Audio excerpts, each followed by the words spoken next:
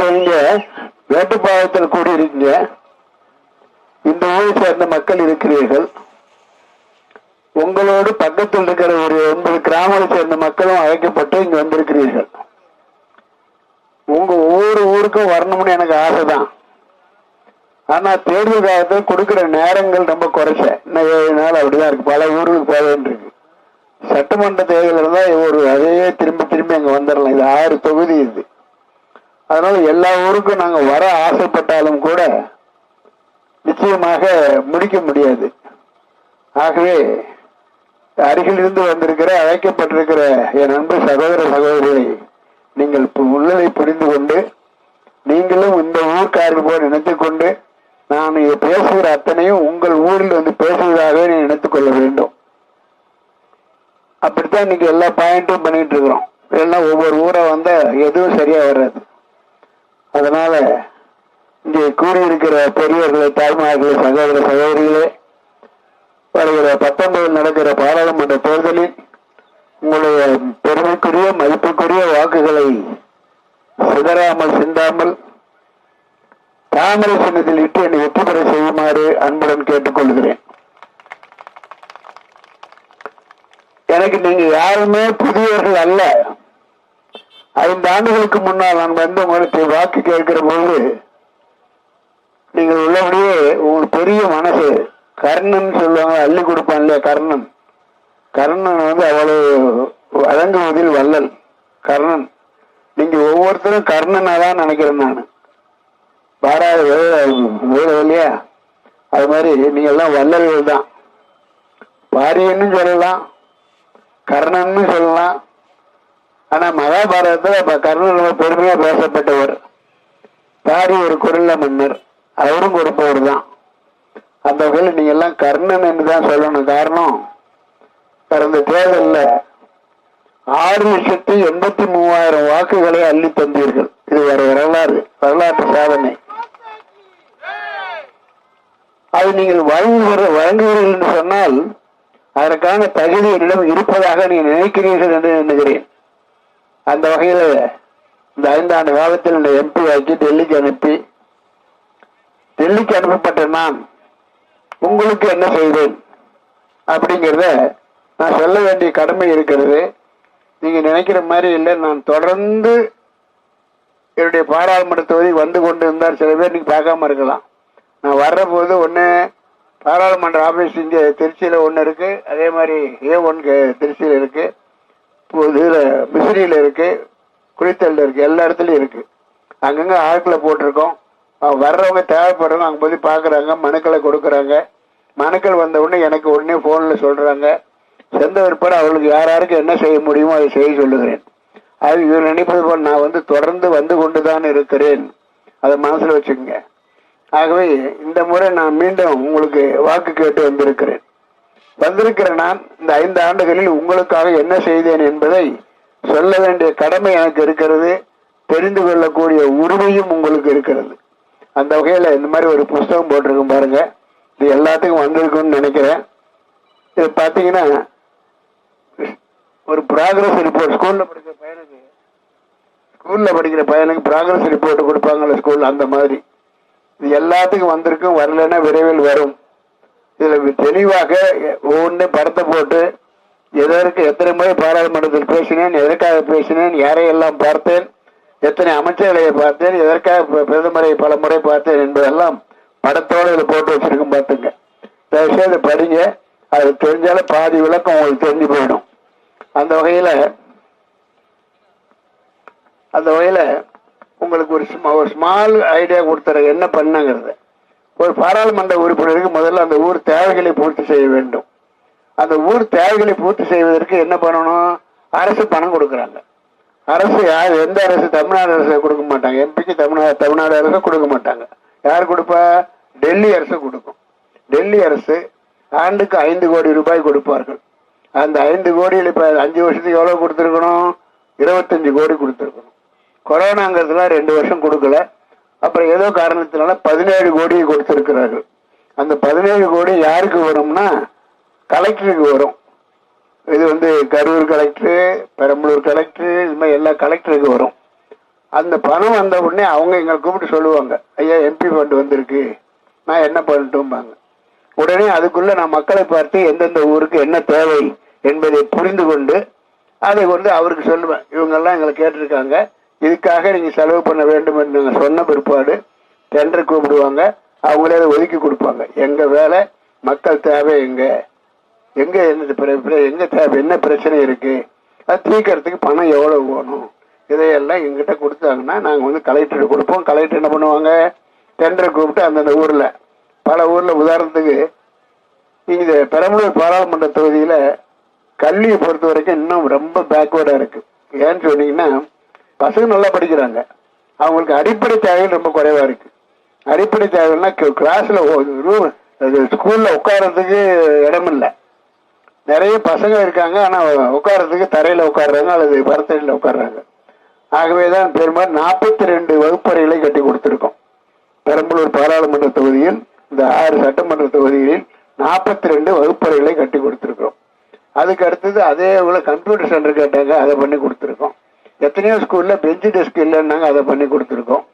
ஆக உங்களுக்கு ஸ்கூலுக்கு மெயின் இம்பார்ட்டன்ஸ், ஏன்னா நான் ஒரு கல்வியாளன், கல்வி இருந்தால் எல்லாம் இருக்கிற மாதிரி அர்த்தம். அதனால 42 வகுப்பறைகளை கட்டி கொடுத்துருக்கோம். அது மட்டும் இல்லாம மக்கள் கொடுத்த மனுவின் அடிப்படையில் பல ஊர்களுக்கு இன்னைக்கு சமூக கூடம் கட்டி கொடுத்துருக்கோம். சமூக கூடம் இன்னைக்கு தேவைப்படுது, ஒவ்வொரு ஊர்லயும் நல்லது கெட்டது கூடுறதுக்கு சமூக கூடம் தேவை. அது பல ஊர்களுக்கு சமூக கூடம் கட்டி கொடுத்திருக்கிறோம். அதோடு கூட நியாய விலைக்கடைகளுக்காக அதற்காக வாடகைகள் இருந்தாங்க, அதையும் நாங்கள் கட்டி கொடுத்திருக்கோம். அதே போல இன்றைக்கு பெரிய அளவில் வேற என்னென்ன தேவை எதுவாக இருந்தாலும் மேல்நிலை நீர்த்தேக்க தொட்டி, அது தண்ணி இல்லை ஸ்கூல்ல அல்லது பொது ஊர்லயே தண்ணி இல்லை அப்படிங்கிற போது அந்த ஊருக்கு தண்ணி கொடுக்கறதுக்காக இவன் 60,000 லிட்டர் எல்லாம் கூட அந்த சைஸ்ல கட்டி கொடுத்துருக்கோம் மேல்நிலை நீர்த்தேக்க தொட்டி. அதன் மூலமா எல்லா ஊருக்கும் தண்ணி கொடுத்துருக்குறாங்க. அதனால நியாய விலைக்கடை கொடுத்துருக்கோம், அதே மாதிரி சவுக்கூடம் கொடுத்துருக்கோம், போர்வெல் ஊர்ல பெரிய போர்வெல் போட்டு கொடுத்துருக்கோம். இந்த மாதிரி பலவிதமான தேவைகளை மக்களுக்காக பூர்த்தி செய்து கொடுத்துருக்கிறோம். அதனால அந்த 17 கோடி ரூபாயும் ஒரு பைசா விடாம அத்தனையும் செலவு செய்து யாருக்கு கணக்கு கொடுக்கணும், யாருக்கு பணம் கொடுத்தாங்களோ அவங்க யாரு, டெல்லி கவர்மெண்ட், அவங்க அக்கௌண்ட் செட்டில் பண்ணியிருக்கோம் பார்த்துங்க. அது மட்டும் இல்ல, கொரோனா காலத்துல எத்தனையோ பேருக்கு வந்து கொரோனா வந்து அவங்களுக்கு பெட்டு கிடைக்கல, பெட்டு கிடைக்காம இருந்தவங்க பல பேர். அப்ப நான் 1500 பெட்டுக்கு சமமா நான் திருச்சி மெடிக்கல் காலேஜ்லயும் கவர்மெண்ட் மெடிக்கல் காலேஜையும் காட்டாங்குளத்தூர் மெடிக்கல் காலேஜையும் 1500 பெட்டு இதுக்காக ஒதுக்கி அவங்களுக்கெல்லாம் மருத்துவம் இது பெட்டு கிடைச்சாலே குணமாகிற மாதிரி அதுக்கெல்லாம் அந்த 1500 பேரை அவங்க படுக்கைகளை ஏற்படுத்தி அவங்களுக்கு அதை சுத்தம் பண்ணி அவங்களை நல்லபடியா வாழ்ந்துகிட்டு இருக்கிறாங்க. அது மாதிரி அது. அதே நேரத்தில் அந்த நேரத்தில் 2 ஆம்புலன்ஸ் வாங்கி கொடுத்தோம். துறையூருக்கு ஒன்று, பெரம்பலூருக்கு ஒன்று, 2 ஆம்புலன்ஸ். அந்த நேரத்தில் ஆக்சிஜன் கான்சன்ட்ரேஷன் இல்லாதனால மக்கள் நிறைய பேர் இறந்து போனாங்க. அந்த நேரத்தில் அதுக்கெல்லாம் கூட நான் ஏற்பாடு சொந்த பணத்தில் எல்லாம் பண்ணேன். நான் சொன்னது எல்லாமே சொந்த நிதியில் இருந்து பண்ணினேன். ஆக உங்களுக்கு ஒரு சின்ன அக்கௌண்ட் கொடுத்துட்டேன். அரசு எவ்வளவு பணம் கொடுத்தாங்க, 17 கோடி. என்ன பண்ணா அதை கொடுத்துட்டேன். இன்னும் விளக்கம் வேணும்னா அந்த புத்தகத்தில் இருக்கு பார்த்துக்க. அதோடு கூட இந்த 5 ஆண்டுகளுக்கு முன்னாடி உங்ககிட்ட நான் ஓட்டு கேட்க வருகிற போது நான் ஒரு தனிப்பட்ட முறையில் ஒரு வாக்குறுதி கொடுத்தேன். அந்த வாக்குறுதி என்ன அப்படின்னு கேட்டீங்கன்னா, பெரம்பலூர்ல நிறைய பேர்த்துக்கு +2 படிச்சுட்டு டிகிரி படிக்க முடியாம கஷ்டப்பட்டுக்கிட்டு இருக்காங்க, பட்ட படிப்பு. அதையெல்லாம் கண்டெடுத்து ஏழை குடும்பங்களை பார்த்து அந்த +2 படித்த மாணவர்களை தேர்வு செய்து 1200 மாணவர்களை தேர்வு செய்து அவர்களுக்கு SRM பல்கலைக்கழகத்தில் படிக்க வைத்து பட்டதாரிகள் ஆக்கி. எதெல்லாம் படிச்சாங்கன்னு கேட்டீங்கன்னா, அவங்க வந்து படிச்சதெல்லாம் இன்னைக்கு இன்ஜினியரிங் படிச்சாங்க, அதுக்கு அடுத்தது சட்டம் லா படிச்சாங்க, MBA படிச்சாங்க, விவசாய கல்லூரியில் சேர்ந்து விவசாய பட்டத்தை பெற்றார்கள். இதெல்லாம் படிச்சாங்க. எவ்வளவு பேரு? 1200 பேர். அதையெல்லாம் நான் இலவசம்னு சொல்லி தான் சேர்த்து இன்னைக்கு பட்டதாரிகள் ஆக்கி அந்த வீடுகள்லாம் விளக்கேற்றி அந்த பெற்றோர்களும் மாணவர்களும் ரொம்ப சந்தோஷமா நன்றி கடன் பட்டவர்களாக பெற்றோர்லாம் பார்க்கும்போது கண்ணீர் வடிக்கிறாங்க. உங்களுக்கு இப்படி ஒரு வாழ்க்கை உங்களுக்கு கிடைக்கும்னு நினைக்கவே இல்லையா அப்படின்னு நினைக்கிறாங்க. அந்த குடும்பங்கள்லாம் நீ பெருமையாக இருக்கிறது. நல்ல வேலையில் போகும்போது குடும்பத்துடைய தரமே மாறி போகுது, பெருமையே மாறி போகுது. அந்த அளவுக்கு செய்து கொடுத்துருக்கிறோம். இந்த 1200 மாணவர்களை படிக்க வைத்தால் என்ன செலவாகும் என்பது முக்கியமான பெரும்பாலும் தெரியாது. 1200 பேரை எஸ்ஆர்எம் பல்கலைக்கழகத்தில் படிக்க வேண்டுமானால் அவங்களுக்கு கட்டணம், அதே மாதிரி உணவு, தங்குமிடம் இதெல்லாம் கணக்கு போட்டீங்கன்னா 118 கோடி ஆகுது. எவ்வளவு? 118 கோடி.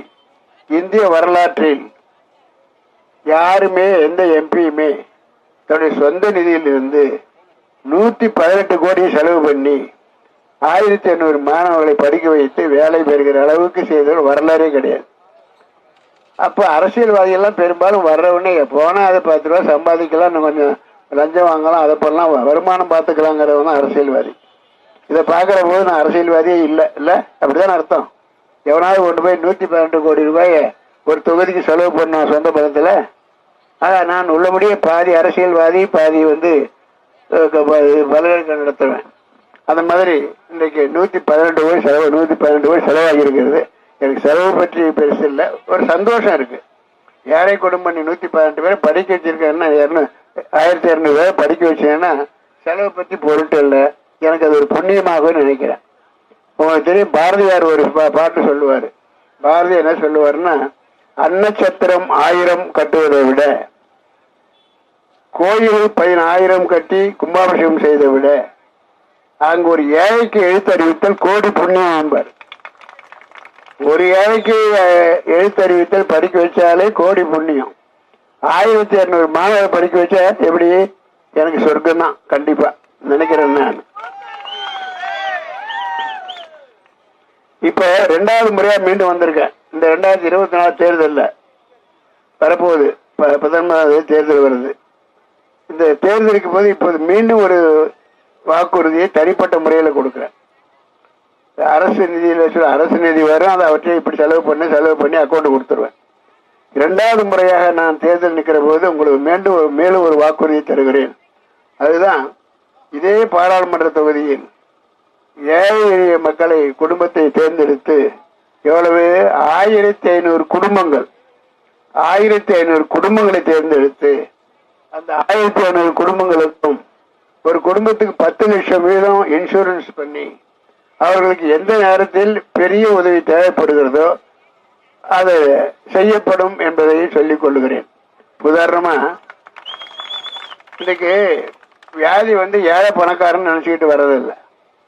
வந்துச்சுன்னா நெஞ்செடுப்பு வந்தது, ஹார்ட் அட்டாக் வந்தது, ஆப்ரேஷன் பண்ண என்ன பண்ணணும்? ஆஸ்பத்திரிக்கு தான் போய் ஆகணும். ஆஸ்பத்திரிக்கு போனால் ஏழைக்கு என்ன மட்டும் சும்மா பண்ண மாட்டாங்க. ஒன்று எங்கேயாவது கடன் வாங்கி கட்டணும், அல்லது வீட்டை விட்டு கட்டணும், இல்லைன்னா போயிட்டு வாங்கன்ட்டு வாங்க. அரசுக்கு போனால் அரசாங்கத்தில் ஒன்றும் பெருசாக சேர்ந்துட முடியாது ஈஸியாக. அந்த வகையில் ஒவ்வொரு வீட்டுக்கும் 10 லட்சம் இன்சூரன்ஸ் பண்ணி 1500 குடும்பங்களுக்கும் 1500 பேர்த்துக்கு இன்சூரன்ஸ் பண்ணி அந்த இன்சூரன்ஸ் பணத்தை நான் கட்டிப்பேன்.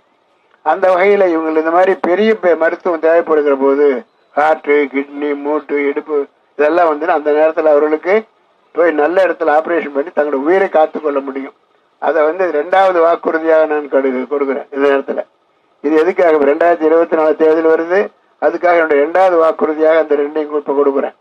அதுக்கு அடுத்தது இப்போ ஒன்று முன்னிட்டு நீங்கள் புரிஞ்சுக்கணும், நடக்க இருக்கிற தேர்தல் எதுக்காக? டெல்லிக்காக, பாராளுமன்ற தேர்தல். இந்த பாராளுமன்றத்தில் இப்போ 10 ஆண்டுகளாக யார் ஆட்சி புரிந்து கொண்டிருக்கிறார்? மரியாதைக்குரிய மோடி அவர்கள். மோடின்னு பார்த்தீங்கன்னா அவர் நம்ம கிடைச்ச ஒரு புனிதர். நம்மெல்லாம் ஒரு புண்ணியம் செஞ்சிருக்கணும். ஏன்னா இந்த ஊழல் உள்ள நாட்டில், இந்த தமிழ்நாட்டில் சொல்லவே வேண்டாம், இந்தியாவும் கொஞ்சம் கொஞ்சமாக ஊழலுக்கு போய்கிட்டு இருந்தது. அந்த நேரத்தில் ஒரு ஞானி போல ஒரு நாட்டுப்பற்று உள்ளவராக, தேசப்பற்று உள்ளவராக, என் நாடு என் தேசம் என் மக்கள் அப்படிங்கிற மனதிலிருந்து அவர்களுக்கு உதவ வேண்டும் என்று யோசித்து பல திட்டங்களை எல்லாம் கொண்டு வந்து அவர் கொடுத்ததெல்லாம் தெரியும். தண்ணீர் கொடுக்குறாரு, கேஸ் கொடுக்குறாரு, அதே மாதிரி சுகாதாரத்துக்கு டாய்லெட்டு கட்டி கொடுக்குறாங்க. இது மாதிரி மட்டுமில்லை, அது மட்டும் இல்லை. நீங்கள் பாருங்க, இன்னைக்கு திருச்சியிலிருந்து சென்னைக்கு போங்க, 3 மணி நேரத்தில் போயிடலாம் ஒரு காரில். எப்படி அது? அவ்வளோ பெரிய ரோடு வசதிகள். இன்னைக்கு ரோடு இன்னைக்கு இன்ஃப்ராஸ்ட்ரக்சர் வேலை 10 லட்சம் கோடி இன்வெஸ்ட் பண்ணியிருக்காங்க அவங்க. அந்த அளவுக்கு சிறப்பாக நாட்டை ஆண்டு கொண்டு இருக்கிறார். நம்முடைய இந்தியாவுடைய பொருளாதாரம் எங்க இருந்தது? காங்கிரஸ் வெளியே போகும்போது 2014 எங்க இருந்தது? 11வது இடத்துல இருந்தது. இந்தியாவுடைய பொருளாதாரம் 11வது இடத்துல இருந்தது. இப்ப எத்தனை இருக்கு? 5வது இடத்துக்கு வந்திருக்கு. அவர் என்ன பண்றாருன்னா, இன்னும் ஒரு அடுத்த ஒரு 5 ஆண்டுகள்ல அந்த 3வது இடத்துக்கு கொண்டு வர முயற்சி பண்றாரு.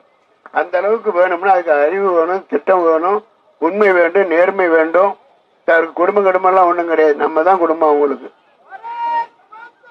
அதனால அந்த மாதிரி ஒரு நல்லவர் இந்தியாவை ஆண்டு கொண்டு இருக்கிறது நமக்கெல்லாம் புண்ணியம், கிடைத்த ஒரு பரிசு நமக்கு.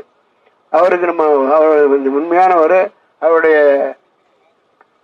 இதுல ஆட்சியில பார்த்தா 70 மந்திரிங்க இருக்காங்க, 70 பேர் இருக்காங்க, தமிழ்நாட்டுக்காரங்களும் இருக்காங்க, 70 மந்திரிங்க இருக்காங்க. அந்த மந்திரி எந்த மந்திரி மீதாவது, எந்த மந்திரியா இருக்கட்டும், அந்த 70 மந்திரிகளும் யாராவது ஒருவர் லஞ்சம் வாங்கினார், ஊழல் பண்ணார், ஒரு வார்த்தை எந்த பத்திரிக்கை எழுதுனா இருந்தா விட்டுருவானா? அன்னைக்கு அதையே பிடிச்சிக்கிட்டு டிவி பூரா அதை பேசுவோம். அப்படி ஒன்றும் நடக்கல இந்த 5 ஆண்டு காலத்துல, 10 ஆண்டு காலம் நடக்கல. அது மட்டும் இல்ல, அவர் முதல்ல அவர் தலைவர் எப்படி இருக்காரோ மக்கள் அப்படி, மன்னன் எவ்வழி மக்கள் அவ்வழி, அதுதான் தத்துவம். அவர் சரியா இருக்காரு. அதனால அவங்களுடைய அமைச்சர்களோ அங்க இருக்கிற வேலை செய்யறவங்களோ தப்பு செய்யறது இல்லை. நம்ம அதே எப்படி தமிழ்நாட்டுக்கு வாங்க, தமிழ்நாட்டில் இங்கேயும் மன்னர் எப்படி மக்கள் அப்படி. இங்க ஊழல்னா தலைவிரித்து ஆடுது. நீங்க எந்த ஆபீஸுக்கு போங்க, உங்களால பணம் கொடுக்காம ஒரு காரியம் பண்ணிட்டு வர முடியுதா? எந்த ஆபீஸுக்கு போங்க, ஒரு சின்ன வேலை, பிளான் அப்ரூவலுக்கு போங்க, பர்த் சர்டிபிகேட் வாங்க போங்க, இவர் எதுக்கு போனாலும் சரி உங்களால பணம் கொடுக்காம லஞ்சம் கொடுக்காம அவன் நடக்கவே நடக்காது. அந்த துணிச்சல் எப்படி வந்தது அவங்களுக்கு? இங்க தலைமை எப்படி? அமைச்சர்கள் வசூலிக்கிறார்கள், அவங்களுடைய சந்தா மாதிரி கொண்டு கட்டிக்கிட்டு இருக்காரு முதல் குடும்பத்துக்கு. அதனால இப்ப நமக்கு கிடைத்திருக்கிற பிரதமர் அப்படி தங்கமான, நேர்மையான, உண்மையான, ஒரு தியாகத்தன்மை கொண்ட ஒரு மரியாதைக்குரிய மோடி அவர்கள். அவர்கிட்ட போய் எம்பிக்கள், தமிழ்நாட்டு எம்பிக்கள் போற போது அவருடைய கரத்தை வலுப்படுத்துவர்களாக போக வேண்டும். போய் எப்படா 10 ரூபா சம்பாதிக்கணும், அங்க போய் நல்லதை போய் நல்ல ஒரு புனிதமான பால், அது கொஞ்சம் விஷத்தை விடுற மாதிரி ஊழல் பண்ணி பழக்கப்பட்ட அந்த கட்சியிலிருந்து எம்பி அனுப்புங்கன்னா அங்க போனா எப்படிடா சம்பாதிக்கிறது அப்படிங்கிற பழக்கம் தான் வரும். அது தமிழ்நாட்டுக்கு கெட்ட பேர். அதனால நீங்க தயவுசெய்து புரிஞ்சுக்கணும், நல்லவர்கள் யார், கெட்டவர்கள் யார், யார் ஊழல் செய்தவர்கள், யார் நாட்டுப்பற்று உள்ளவர்கள் என்பதை நீங்க புரிஞ்சுக்கணும். அந்த வகையில் நீங்க செய்ய வேண்டியது நல்லவர்களை தேர்ந்தெடுங்கள். அதுதான் சொல்றேன். இன்னைக்கு நான் அவரோடு நான் ஒரு பல்கலைக்கழகத்துடைய வேந்தர், எனக்கு அரசியல் பண்ணி பணம் பண்ணுங்கிற அவசியம் இல்லை. மக்களை நிறைய சந்திக்கிற வாய்ப்பு கிடைக்கிறது. சந்திக்கிற போது நிறைய யாருக்கு என்ன தேவையோ அது கொடுக்கிற சக்தி எனக்கு இருக்கிறது. அதை தேடித்தான் இப்போது நான் அரசியலுக்கு வர்றேன். யார் கஷ்டப்படுறாங்க, யார் மருத்துவ கஷ்டப்படுறாங்க, அவங்களை தேடி தேடி நான் போய் அவங்களுக்கு உதவி கொடுக்குறேன். அதுதான் ஒரு வாய்ப்பாடு இருக்கிறேன். நான் சம்பாதிக்க வரவில்லை, தேவையும் இல்லை. அந்த வகையில் நீங்க நல்ல